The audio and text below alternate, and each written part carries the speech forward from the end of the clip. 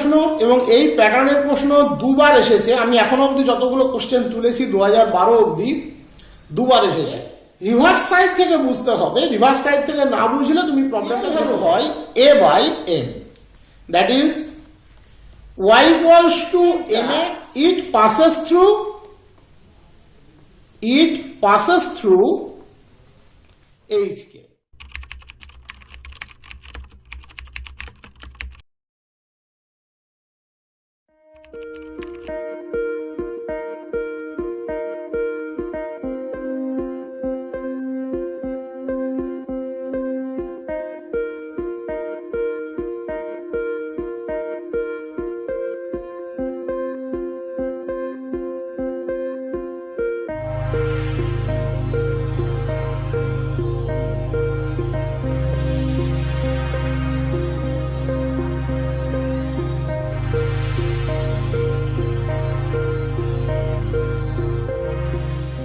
প্রশ্নটি extremely important প্রশ্ন এবং এই প্যাটার্নের প্রশ্ন দুবার এসেছে। আমি এখনো অবধি যতগুলো কোশ্চেন তুলেছি 2012 অবধি দুবার এসেছে।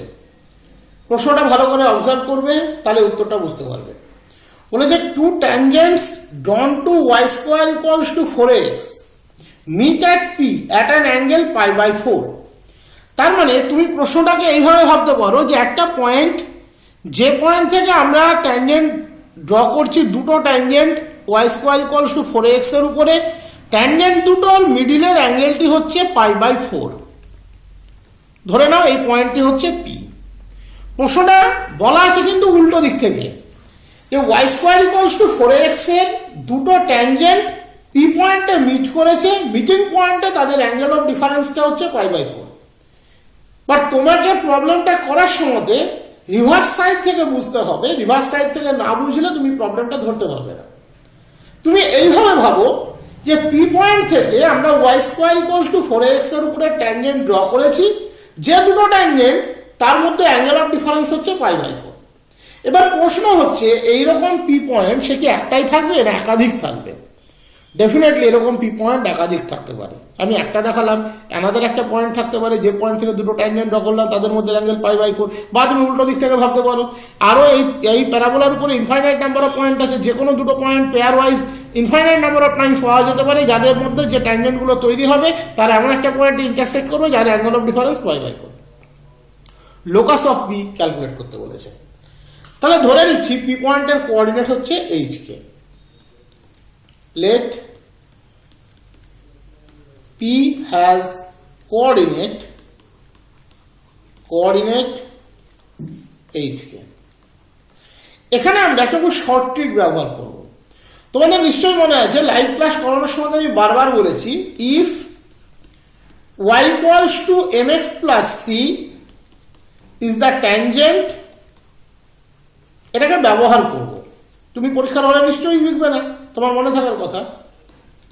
দেন c এর ভ্যালু হয় a by m, that is y equals to mx plus a by m is the tangent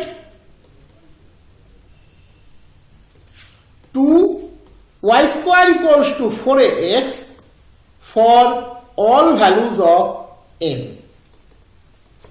ওকে, আমার y square equals two 4x এর ফাংশনটা কিন্তু শেষ হয়ে গেল, এটা আর কোনো কাজে লাগবে না। তাহলে এই যে ট্যানজেন্টটা ইট পাসেস থ্রু এইচকে, ট্যানজেন্টটা যাচ্ছে এইচকে দিয়ে।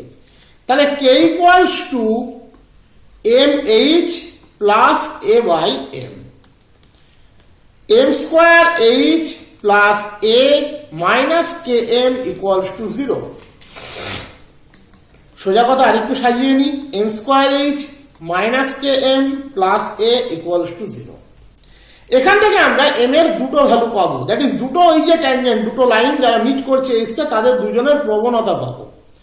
Late it has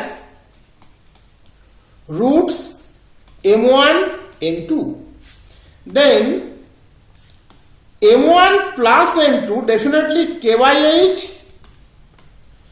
m1 m2 definitely a by h. Okay, ধরে নিলাম রুট দুটো m1 আর m2, তাহলে তাদের sum of roots, product of roots আমরা ব্যবহার করতে পারবো। এবারে বলেছে যে এই যে স্ট্রেট লাইন দুটো যারা এইচকে পয়েন্টে মিট করছে, দ্যাট ইজ যাদের গ্রেডিয়েন্ট ইন্ডিভিজুয়ালি m1 আর m2, তাদের অ্যাঙ্গেল অফ ডিফারেন্সটা হচ্ছে π/4। তাহলে বাই গিভেন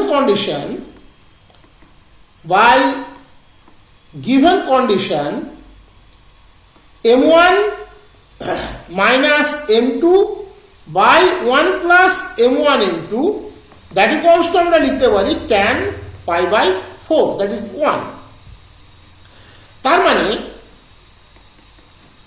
আমাদের m1 plus m2 এর ভ্যালু জানা, তাহলে এক্ষেত্রে স্কোয়ার করা ছাড়া কোনো রাস্তা নেই। 1 plus m1 m2 তার square equals two m1 minus m2 তার স্কোয়ার। 1 plus a/h তার square equals two m1 plus m2 তার স্কোয়ার মাইনাস 4m1 m2। তার মানে হচ্ছে k square by h square minus 4a/h। Both সাইডে আমরা h স্কোয়ার ক্যান্সেল করতে পারি, তাহলে h প্লাস a তার square equals to k square minus 4ah। এখানে লোকাস অফ h কে আমাদেরকে বের করতে দিয়েছে, তাহলে লোকাস অফ h কে ইজ x প্লাস a তার whole square equals to y square minus 4x। x plus a তার square equals to y square minus 4x। Option 3 right option. এই problem কিন্তু আমি আরেকটাও 2012 কি 10-এ পেয়েছি। তার মানে এই ধরনের প্রবলেমের পরে তোমরা একটু ইম্পর্টেন্স রাখতেই পারো, না রাখার কিছু নেই।